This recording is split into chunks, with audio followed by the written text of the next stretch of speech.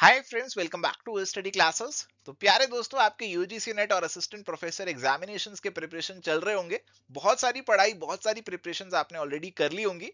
But back of the mind कहीं ना एक टेंशन सताती है। Sir, what about current affairs? Sir, current affairs का क्या? करंट अफेयर्स से क्या सवाल आएंगे? कौन से सवाल आएंगे? सर वो बता दो, वो करा दो।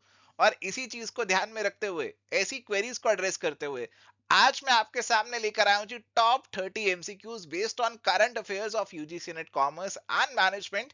तो आइए बिना टाइम वेस्ट किए आज के सेशन को फटाफट से शुरू करते हैं। एंड प्यारे दोस्तों, अगर आप तैयारी कर रहे हैं जी यूजीसी नेट कॉमर्स और मैनेजमेंट एग्जामिनेशन की, अभी समय कम है तो आप हमारे फास्ट ट्रैक कोर्सेज को चेकआउट कर सकते हैं, जिसमें आपको रिवीजन क्लासेस मिल जाएंगी। प्रैक्टिस करना चाहते हो तो टेस्ट सीरीज भी चेकआउट कर सकते हो। और प्रीवियस ईयर क्वेश्चंस का एवरग्रीन कोर्स है हमारा। ये आपको करना ही है। प्रीवियस ईयर क्वेश्चंस के बिना तो कहीं पहुंचा नहीं जा सकता, कोई एग्जाम क्वालिफाई किया ही नहीं जा सकता। तो आप इसको भी चेकआउट कर सकते हैं। तो इन सभी कोर्सेज की डिटेल आपको एवर स्टडी क्लासेस की ऐप या फिर वेबसाइट पे मिल जाएगी। So let's start with the first question. Consider the following statements regarding the Leeds Index 2025. Statement number one is Leeds ranks Indian state and UTs on logistics ecosystem performance. Statement number two, Leeds is released by NITI Aayog. तो यहाँ पे आपका जो Leeds index है उसके ऊपर आपसे सवाल पूछा जा रहा है जी। तो बिल्कुल लॉजिस्टिक्स से जुड़ा हुआ रैंकिंग करता है, बट इसको रिलीज नीति आयोग नहीं करता। इसको रिलीज करता है हमारा DPIIT, department for promotion of industry and internal trade, जो हमारे पास है ministry of commerce and industry के अंदर, वो इसे रिलीज करता है। तो जनाब सेकेंड वाली स्टेटमेंट गलत हो जाती है, पहली वाली सही है। Correct answer is going to be statement number one only. और अभी रिसेंटली न्यूज में था, क्योंकि मेक इन इंडिया को 10 साल हो गए और उसी कॉन्टेक्स्ट में ये लीड्स इंडेक्स जो है अभी लॉन्च किया गया था। चलिए नेक्स्ट क्वेश्चन हमारे पास है, consider the following statements about the world trade report 2025। First statement है, the report highlights AI as a general purpose technology. AI is expected to reduce global trade volumes by 2040। तो जनाब आपका जो artificial intelligence है वो अब trade पे effect डालेगा और ट्रेड को रिड्यूस नहीं करेगा, ट्रेड को इंक्रीज करेगा, एनहांस करेगा।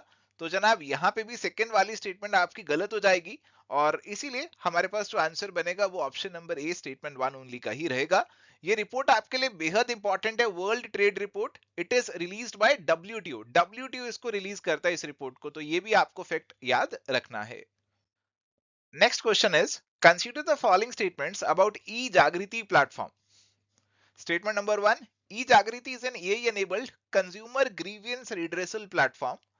Statement two, it is operated by the Reserve Bank of India. तो eJagriti जो है, तो जनाब ये आपके लिए बिल्कुल एक प्लेटफॉर्म है जिसपे कंज्यूमर के ग्रीवेंसेस को रिड्रेस किया जाएगा। एक नया प्लेटफॉर्म है, काफी न्यूज में था। और ये जो प्लेटफॉर्म है इसे आरबीआई ने नहीं बनाया, ये आपका डिपार्टमेंट ऑफ कंज्यूमर अफेयर्स जो है हमारा, उसने ये बनाया जी, कंज्यूमर डिस्प्यूट्स को सॉल्व किया जा सके। तो इसीलिए बनाया गया। तो करेक्ट आंसर हमारे पास statement number one only, option number A का बनेगा। चलो अगले सवाल की ओर चलते हैं। Which of the following is not correct about the WTO agreement on fisheries subsidies? तो जनाब ये भी काफी न्यूज में चल रहा है। तो पहला है जी, it is the first WTO agreement focused on environmental sustainability. It targets illegal and harmful fishing subsidies. It was adopted at WTO Ministerial Conference 12. It promotes unrestricted fishing subsidies. तो जनाब आई होप आपने इस सवाल का सही answer अभी तक पकड़ लिया होगा। अगर आप सोच रहे हैं ऑप्शन नंबर डी, तो आप बिल्कुल सही हैं जी। ऑप्शन नंबर डी बिल्कुल सही है, क्योंकि ये जो एग्रीमेंट है ये फिशरी सब्सिडीज को कहीं ना कहीं कंट्रोल करने की कोशिश करता है, क्योंकि बहुत ज्यादा सब्सिडीज होंगी तो गलत तरीके से फिशिंग भी करी जा सकती है। तो उस पर लगाम लगाना जरूरी है और करेक्ट आंसर इसीलिए यहाँ पे ऑप्शन नंबर डी का रहेगा।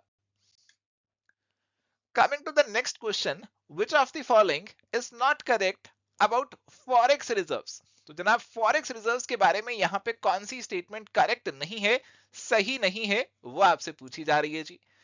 They include foreign currency assets, they include gold reserves, they include SDR. SDR आप जानते हैं ना क्या होते हैं, special drawing rights. They are managed by the ministry of finance. तो फॉरेक्स रिजर्व्स अभी काफी ज्यादा न्यूज में चल रहे थे, क्योंकि इंडिया के जो फॉरेन एक्सचेंज रिजर्व है वो काफी ज्यादा बढ़ चुके हैं, क्योंकि जनाब गोल्ड की वैल्यू बढ़ती जा रही है और गोल्ड यहाँ पे एक इंपॉर्टेंट कंपोनेंट है फॉरेक्स रिजर्व्स का। इसीलिए फॉरेक्स रिजर्व्स की वैल्यूएशन काफी बढ़ चुकी है और इनको जो मैनेज करने की जिम्मेदारी है वो रिजर्व बैंक ऑफ इंडिया को दे रखी है, आरबीआई को दे रखी है, ना कि मिनिस्ट्री ऑफ फाइनेंस को। तो जनाब correct answer option number D है। आई होप इस सवाल को आपने मेरे से पहले ही सही आंसर आपने इसका दे दिया होगा। चलिए तो प्यारे दोस्तों, बात है अगले सवाल पे। सवाल है, which of the following is not a feature of India EFTA TEPA. तो जनाब, ये आपको थोड़ी सी टर्मिनोलॉजी नई लग रही हो सकती है, और आपके लिए काफी मेहनत हमने करी है कि जो भी ऐसी ऐसी चीजें, ऐसी ऐसी घटनाएं घटी एग्जामिनेशन में पूछी जा सकती है, उन सभी को कंपाइल करके एमसीक्यूज की फॉर्म में आपको दे दें। और इसीलिए आपसे एक छोटा सा निवेदन है, छोटी सी रिक्वेस्ट है कि अभी तक आपने इस वीडियो को लाइक नहीं किया तो फटाफट से प्लीज यार लाइक कर दो इस वीडियो को। और मैं अगर आपको बताऊं, ये इंडिया ईएफटीए ये क्या चीज है?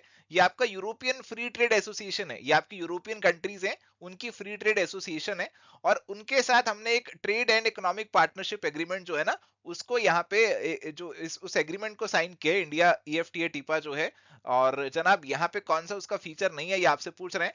इन्वेस्टमेंट कमिटमेंट की बात की हुई है, $100 100 बिलियन की। 1 मिलियन जॉब्स इन इंडिया की बात की हुई है। म्यूचुअल रिकॉग्निशन एग्रीमेंट्स की बात की हुई है। Elimination of all intellectual property protections. तो जनाब, ए बी और सी पॉइंट्स तो बिल्कुल सही है, but intellectual property rights IPR उसको तो प्रोटेक्ट किया ही जाएगा। उसकी प्रोटेक्शन को खत्म कैसे कर सकते हैं, उसको तो डब्ल्यूटीओ का जो ट्रिप्स एग्रीमेंट है वो रेगुलेट करता है। और जनाब, इसीलिए correct answer option number D का बनेगा। तो ये जो पार्टनरशिप एग्रीमेंट है आपका, ये 10 मार्च 2024 को साइन हुआ था, और अभी फाइनली 1 अक्टूबर 2025 से इन इफेक्ट हो चुका है, यानी कि लागू हो चुका है। और इस एग्रीमेंट के जो की ऑब्जेक्टिव्स हैं वो आपको इस सवाल में देखने को मिल रहे थे। चलिए, अभी सवाल आया असर्शन रीजनिंग का। असर्शन है, global financial stability report aims to identify systemic financial risk. तो ग्लोबल फाइनेंशियल स्टेबिलिटी रिपोर्ट की बात चल रही है जी। और रीजन कह रहा है, it is published by the world bank annually. तो असर्शन वाली स्टेटमेंट आपकी ग्लोबल फाइनेंशियल स्टेबिलिटी रिपोर्ट को बहुत अच्छे से दर्शा रही है, बहुत अच्छे से दिखा रही है। तो बिल्कुल ये वाली स्टेटमेंट तो सही है। बट आप लोग मेरे को बताइए, क्या इस रिपोर्ट को वर्ल्ड बैंक पब्लिश करता है या फिर कोई और ऑर्गेनाइजेशन पब्लिश करता है? अगर आप कह रहे हैं कि इसे वर्ल्ड बैंक पब्लिश करता है, तो जनाब आप यहाँ पे थोड़े से गलत हो जाते हैं, क्योंकि ये जो पब्लिकेशन है, ये पब्लिकेशन आईएमएफ की है, ना कि वर्ल्ड बैंक की। और इसीलिए करेक्ट आंसर यहाँ पे ऑप्शन नंबर सी का होगा कि असर्शन ट्रू है, बट रीजन आपका यहाँ पे फॉल्स निकला है। चलो, अभी आते हैं अगले सवाल पे। Consider the following statements about financial inclusion index, FI index. ये जो इंडेक्स है, इस पे एग्जामिनेशन में ऑलरेडी सवाल भी पूछा जा चुका है और अभी भी न्यूज में था। तो इसीलिए हमने ये सवाल यहाँ पे आपके सामने डाला है। फर्स्ट स्टेटमेंट आपको दे रखी है, financial inclusion index value ranges between 0 and 100। Second है, uses parameter as the highest weight in the financial inclusion index. तो जनाब, ये जो दोनों स्टेटमेंट्स आपको इस इंडेक्स के बारे में दे रखी हैं, बताओ जी, दोनों सही है या कोई एक गलत है? हाँ, मुझे लग रहा है कि आप लोग कह रहे होंगे सर दोनों स्टेटमेंट बिल्कुल सही है, और मैं आपकी बात से बिल्कुल सहमत हूं। यहाँ पर ये दोनों स्टेटमेंट्स आपकी बिल्कुल सही है। ये इंडेक्स जनाब यहाँ पे लॉन्च किया गया था मार्च 2025 का जो फाइनेंशियल ईयर है, फाइनेंशियल ईयर एंडिंग मार्च 2025 तक। हमारा ये जो इंडेक्स है, इसकी वैल्यू बढ़ चुकी है जी, 67 हो चुकी है, विच इंडिकेट्स फाइनेंशियल इंक्लूजन हमारे देश में और ज्यादा आगे बढ़ रहा है। और फाइनेंशियल इंक्लूजन को 3 पैरामीटर्स के बेसिस पे मापा जाता है, एक्सेस, यूसेज और क्वालिटी। तो एक तो आपके पास फाइनेंशियल सर्विसेज का एक्सेस होना चाहिए, आप उन सर्विसेज को यूज करें, और सर्विसेज क्वालिटी वाली होनी चाहिए, खाना पूर्ति नहीं। तो सबसे ज्यादा वेट यूजेज का ही है, और इसीलिए दोनों स्टेटमेंट्स हमारी यहाँ पे करेक्ट हो जाती हैं। चलिए, अब सवाल है अगला हमारे पास, which of the following is not a feature of new UPI operational rules. तो यूपीआई का इस्तेमाल तो हम बहुत ज्यादा धड़ल्ले से करते हैं, हर कोई दुकान पे 5 रुपए भी देने होते हैं तो जेब से 500 रुपए का सिक्का नहीं निकालते, वो मोबाइल निकाल के स्कैन करते हैं। आप सोचिए कि सरकार ने इतना बड़ा सिस्टम बनाया, इतना सब कुछ बनाया, तो इस सिस्टम को मेंटेन करने का खर्चा भी तो होता होगा ना? बिल्कुल होता है। तो सरकार अब क्या चाहती है कि यार इतना ज्यादा लोड इस सिस्टम पे बढ़ता जा रहा है, बहुत ज्यादा लोग इस सिस्टम पे आ चुके हैं, यूपीआई का इस्तेमाल कर रहे हैं, तो यार कुछ ऑपरेशनल रूल्स में फेरबदल करने पड़ेंगे, नहीं तो ये सिस्टम इतना ज्यादा लंबे समय तक टिक नहीं पाएगा, फ्री में इतनी ज्यादा सुविधाएं लोगों को दे नहीं पाएंगे। और अगर हम कर दें कि यार 5 रुपए की बजाय 1 रुपया सरकार आपसे चार्ज लेगी, आपको 6 रुपए ट्रांसफर करने पड़ेंगे, तो फिर कोई मोबाइल नहीं निकालेगा, फिर जेब से 5 का सिक्का ही निकला करेगा। तो सरकार ने क्या क्या यहाँ पे रिस्ट्रिक्शंस लगाई हैं, बैलेंस जो चेक करते रहते हैं बार बार घड़ी घड़ी बैठ के कि बैलेंस बढ़ा कि नहीं बढ़ा, उसके ऊपर लिमिट लगा दी है। और यहाँ पे जो ऑटो पे के फीचर आपने डाले होते हैं कि मेरे अकाउंट से ऑटो डेबिट हो जाए पैसे, तो वो केवल नॉन पीक आवर्स में, पीक आवर्स में नहीं, जिस समय ज्यादा रश होता है उस पे नहीं।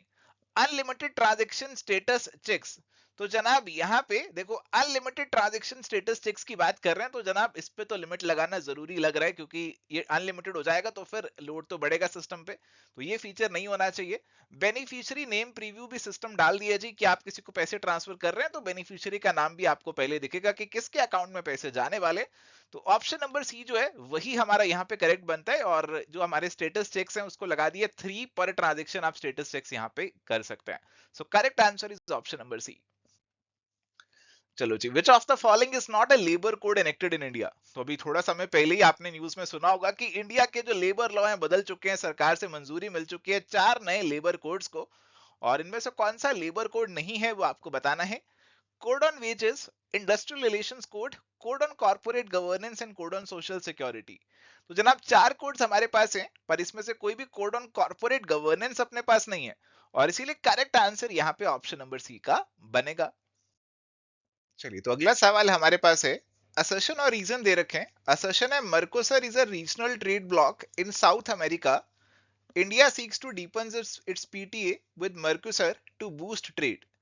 तो जनाब आपका जो मर्क्यूसर है बिल्कुल आपके साउथ अमेरिकन कंट्रीज का एक रीजनल ट्रेडिंग ब्लॉक बना हुआ है जी, और इंडिया जो है, इंडिया का भी जो मर्क्यूसर है उसके साथ एग्रीमेंट साइन है, प्रेफरेंशियल ट्रेड एग्रीमेंट हमने साइन किया हुआ है, और इसको और ज्यादा हम आगे बढ़ाने के ऊपर फोकस कर रहे हैं। दोनों स्टेटमेंट्स बिल्कुल सही हैं, और देखो रीजन यहाँ पे कुछ असर्शन को एक्सप्लेन नहीं कर रहा है, तो रीजन और असर्शन को आप डायरेक्टली रिलेट नहीं कर सकते। आप ये नहीं कह सकते कि आर ए को एक्सप्लेन कर रहा है, दोनों स्टेटमेंट्स इंडिपेंडेंटली ट्रू हैं, कोई कॉज और इफेक्ट रिलेशनशिप यहाँ पे नहीं बन रहा है, और इसीलिए आप कह सकते हैं करेक्ट आंसर यहाँ पे जो होगा ऑप्शन नंबर बी जो है यहाँ पे बनेगा। चलिए, अभी सवाल हमारे पास है, variable rate reverse repo is mainly used by RBI to. तो देखो, वैसे आपने रेपो रिवर्स रेपो के बारे में तो जरूर सुना होगा। रेपो वो रेट है जिसपे आरबीआई बैंक्स को लोन देता है, रिवर्स रेपो वो है जिसपे आपके जो बैंक्स हैं वो आरबीआई में पैसा जमा करवाते हैं। ठीक है, तो reverse repo basically RBI market से जो लिक्विडिटी उठा लेता है, अब्सॉर्ब कर लेता है, बैंक से पैसा उठा लेता है, वो वाला रेट है। अब आपको ऑप्शंस दे रखे हैं, inject liquidity into the banking system, absorb excess liquidity from banks, control inflation through CRR, fix overnight interest rate। तो जनाब ये जो रेट है ये आपकी लिक्विडिटी अब्सॉर्ब करने के काम आता है। आरबीआई बैंक से लिक्विडिटी अब्सॉर्ब कर लेता है और उनको यहाँ पे इंटरेस्ट रेट देता है जो रिवर्स रेपो रेट होता है। देखो, जो हमारा वेरिएबल रिवर्स रेपो रेट है उसके अंदर फर्क ये है कि रेट आपका वेरिएबल होगा, ऑक्शन से आपका जो रेट है वो यहाँ पे डिटरमाइन किया जाएगा, रेदर देन फिक्स्ड रेट आपका ऑक्शन यहाँ पे होगा, और ऑक्शन के बेसिस पे इंटरेस्ट का रेट डिटरमाइन किया जाएगा। चलिए, अभी है अगला सवाल, India UK trade agreement signed recently is known as. तो जनाब इंडिया और यूके का ट्रेड एग्रीमेंट अभी कुछ समय पहले साइन हुआ था, और इस एग्रीमेंट को जो पॉपुलरली नाम दिया जाता है वो नाम दिया जाता है सीटा का। It is comprehensive economic trade agreement, और इसीलिए correct answer option number C जो है वो यहाँ पे बनेगा। तो मैं होप कर रहा हूं कि आप मेरे साथ साथ अपने जो क्वेश्चंस है उनके आंसर देते जा रहे हो। और अगला सवाल, which country joined BRICS as a full member in 2025, इसका जवाब भी आप फटाफट से दे दीजिए। और अगर आपको लग रहा है इसका आंसर होना चाहिए बी इंडोनेशिया, तो आप बिल्कुल सही है, करेक्ट आंसर बिल्कुल ऑप्शन नंबर बी इंडोनेशिया का है। इंडोनेशिया फुल मेंबर बन चुका है ब्रिक्स का, तो answer is option number B. Income tax act 2025 will come into force from. तो मैं आपको डरा नहीं रहा हूं, बस मैं आपको आगाह कर रहा हूं कि जनाब अगर अभी आपका पेपर क्लियर नहीं होता तो आप सोच लीजिए, नया इनकम टैक्स का कानून अगली बार के लिए आपको पढ़ना पड़ सकता है। इनकम टैक्स एक्ट 2025 कब से लागू होगा, कब से इनफोर्स आएगा, ऑप्शंस दे रखे हैं आपको। ये वाला जो कानून है 1 अप्रैल 2026 से लागू हो जाएगा, इनफोर्स आ जाएगा। तो correct answer option number B जो है वो यहाँ पे बन जाएगा। चलिए, अगला सवाल है, proposed next generation GST reform plans to introduce. तो जीएसटी के अंदर अभी अच्छे खासे फेरबदल करे गए हैं जी, जीएसटी के अंदर कुछ रिफॉर्म्स है, रेट में चेंजेस लाए गए हैं, तो क्या मेन चेंज है वो आपसे यहाँ पे पूछ रहे हैं। तो बताइए फटाफट से क्या आंसर आपका यहाँ पे होना चाहिए। तो अभी हमारे पास जो सिस्टम हो चुका है, हमारे पास देखो 2 कोर रेट हैं, 5% और 18% के, और एक स्पेशल रेट है 40% का जो कि सिन गुड्स के ऊपर यहाँ पे लगाया जाता है। और ये जो आपकी ऑप्शन नंबर सी है उससे मैच कर रहा है, so correct answer is going to be option number C. Advance authorisation scheme allows, ये वाली स्कीम आपकी इंटरनेशनल ट्रेड से जुड़ी हुई है। तो बेसिकली आप क्या कर सकते हो, अगर आपको लग रहा है कि आपने सामान बनाकर एक्सपोर्ट करना है, सामान बनाकर एक्सपोर्ट करना है, बट एक्सपोर्ट करने के लिए आपको कुछ सामान पहले बाहर से इंपोर्ट करना पड़ेगा, तो सरकार कहती है बाहर से जो आप सामान इंपोर्ट कर रहे हैं, तो इस पे हम आपको इंपोर्ट ड्यूटी चार्ज नहीं करेंगे, क्योंकि आप अल्टीमेटली इसका इस्तेमाल करके एक्सपोर्ट करोगे, हम आपसे इंपोर्ट ड्यूटी चार्ज नहीं करते। तो ये एडवांस ऑथराइजेशन स्कीम आपको फायदा देती है। तो ये स्कीम अभी न्यूज में थी और इसमें कुछ रिलैक्सेशन भी दी गई थी आपके टेक्सटाइल एक्सपोर्टर्स को। तो जनाब यहाँ पे आपको अपने एक्सपोर्ट ऑब्लिगेशन को पूरा करना रहता है कि अगर आपने इंपोर्ट किया, ड्यूटी नहीं दी सरकार को, तो आपको एक्सपोर्ट ऑब्लिगेशन को पूरा करना है, और इसमें कुछ छूट अभी दी गई थी टेक्सटाइल एक्सपोर्टर्स को। तो करेक्ट आंसर यहाँ पे आपको option number B, duty free imports का बनेगा। चलिए अब सवाल आ चुका है, consider the following statements regarding the trade watch quarterly report. Report tracks India's quarterly merchandise and services trade. The report is released by the Reserve Bank of India. बताइए दोनों स्टेटमेंट सही हैं या फिर इनमें से कोई गलत है। तो ट्रेड वॉच क्वार्टरली रिपोर्ट जो है ये अभी रिलीज करनी शुरू कर दी है आपके नीति आयोग ने। नीति आयोग इसे रिलीज कर रहा है क्वार्टरली बेसिस पे, आरबीआई नहीं कर रहा। पहली स्टेटमेंट सही है, दूसरी गलत है, और इसीलिए करेक्ट आंसर यहाँ पे आपका ऑप्शन नंबर ए का बनेगा। Consider the following statement about India's forex reserves. तो फॉरेक्स रिजर्व्स के ऊपर आपके पास ये सवाल है, और ऐसा सवाल एक बार पहले भी हमने अभी डिस्कस किया ही है। Forex reserves includes foreign currency assets, gold, SDRs and IMF reserve position. Statement number 2, recent rise in reserves was mainly due to increase in gold holding. तो ये दोनों स्टेटमेंट्स अभी हमने आपके साथ डिस्कस करी ही थी, और आपने इजीली आइडेंटिफाई कर लिया होगा कि सर आंसर यहाँ पे बनेगा ऑप्शन नंबर, हाँ जी बिल्कुल, ऑप्शन नंबर सी का। Correct answer is option number C. Both the statements are correct. Now coming to the next question, consider the following statements regarding the India-Israel bilateral investment agreement. तो India और Israel के बीच में ये bilateral investment agreement sign हुआ है जी। और पहली statement कहती है it provides investor protection through arbitration, और दूसरी कहती है agreement eliminates all form of domestic regulation. तो जनाब यहाँ पे इन्वेस्टर को प्रोटेक्ट किया जाता है आर्बिट्रेशन से, बिल्कुल जी, कि इन्वेस्टर के साथ अगर कुछ आपका डिस्प्यूट हो रहा है, तो आपको पता होगा कि इंडिया जो है आपके वर्ल्ड बैंक ग्रुप का जो ICSID है उसका मेंबर नहीं है। तो हमारे जो इन्वेस्टमेंट डिस्प्यूट्स हैं उनको सुलझाने के लिए, ऐसे झगड़ों को सुलझाने के लिए हम कंट्रीज के साथ साइन कर लेते हैं बायलैटरल इन्वेस्टमेंट एग्रीमेंट, और इजराइल के साथ भी इसीलिए साइन किया गया है। तो स्टेटमेंट नंबर 1 आपकी बिल्कुल सही है। सेकंड वाली स्टेटमेंट गलत है, क्योंकि देखो डोमेस्टिक रेगुलेशन जो है वो आपकी वो तो इफेक्ट नहीं होगी, डोमेस्टिक रेगुलेशंस तो आपकी चलती रहेंगी। तो ये इंटरनेशनल तरीके का एग्रीमेंट है, डोमेस्टिक वाली चीजों को इफेक्ट नहीं करेगा। Correct answer is going to be option number A, statement 1 only. Consider the following statements about the Eurasian economic union. जनाब स्टेटमेंट नंबर 1 कहती है India signed terms of reference to begin FTA negotiations with EAEU, यानी कि Eurasian economic unions, जो आपकी Eurasian countries हैं जो Europe और एशिया के बीच में लाई करती हैं। तो ऐसी कुछ आपकी कंट्रीज के साथ इंडिया ने एक टर्म्स ऑफ रेफरेंस साइन किए कि आपके साथ एफटीए को हम साइन करेंगे। और स्टेटमेंट नंबर 2 है the signing marks the conclusion of FTA negotiation. तो जनाब यहाँ पे अभी तो टर्म्स ऑफ रेफरेंस को साइन किया कि यार नेगोशिएशन को शुरू करते हैं, अभी कंक्लूड कहां से हो जाएगा, कंक्लूड थोड़ी हो जाएगा। तो केवल और केवल हमारी यहाँ पे पहली स्टेटमेंट सही होगी, दूसरी गलत होगी, और करेक्ट आंसर इसीलिए आपका ऑप्शन नंबर ए का बनेगा। आते हैं अगले सवाल पे। Consider the following statements regarding road tape scheme. तो ये स्कीम के बारे में आपने जरूर सुना होगा जी। इसमें आपके जो ड्यूटीज टैक्सेस हैं उनको रेमिशन कर दिया जाता है, उनको रीइंबर्स कर दिया जाता है। और स्टेटमेंट नंबर 1 है road tape reimburses taxes not refunded other mechanisms. The scheme is implemented by the Ministry of Finance. तो बेसिकली ये वाली जो स्कीम है ये आपको कहती है कि अगर आपने कोई टैक्सेस वगैरह बियर करें और आपने सामान अल्टीमेटली एक्सपोर्ट करना है, तो वो टैक्सेस आपको हम रीइंबर्स कर देंगे, आप तक वापस पहुंचा देंगे। ये स्कीम आपकी मिनिस्ट्री ऑफ कॉमर्स की है, ना कि मिनिस्ट्री ऑफ फाइनेंस की। देखो मिनिस्ट्री ऑफ कॉमर्स आपका यूजुअली इंटरनेशनल ट्रेड से जुड़े हुए प्रोविजंस और स्कीम्स लेकर आता है, और आपका जो डायरेक्टर जनरल फॉरेन ट्रेड है DGFT, वो भी मिनिस्ट्री ऑफ कॉमर्स के अंदर ही आता है। तो आपका जो स्टेटमेंट नंबर 2 है that is going to be wrong. Answer is going to be option number A, statement number 1 only. तो प्यारे दोस्तों देखते ही देखते सवाल नंबर 23 पे आ चुके हैं। Which of the following is not correct about the GST next gen reform proposal. तो जीएसटी का जो फेरबदल हुआ है उसके ऊपर सवाल है। 2 core GST rates are proposed. तो ये बिल्कुल सही है। 0 rated essential food items remain exempt. तो एसेंशियल फूड आइटम्स एग्जेम्प्ट है। All goods will be taxed at 18%। तो जनाब ये वाली चीज यहाँ पे गलत हो जाती है, क्योंकि दो रेट है, 5% का भी है और 18% का भी है।